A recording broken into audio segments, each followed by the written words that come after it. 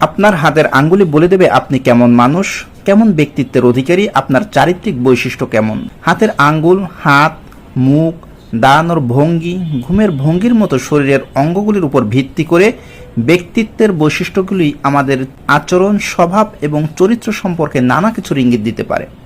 এই সূক্ষ্ম সংকেতগুলি আমাদের মনের গোপন কথাও বলে দিতে পারে বলে মনে করেন বিশেষজ্ঞরা। একে বলে পার্সোনালিটি টেস্ট। জেনে নেওয়া যাক সোজা, সুচল এবং আঁকাবাঁকা আঙ্গুলগুলি আপনার জীবন, কাজের অভ্যাস, সম্পর্ক এবং এমনকি অর্থের বিষয়ে কি বলছে। সোজা আঙ্গুল হলে চারিত্রিক বৈশিষ্ট্য কেমন হবে?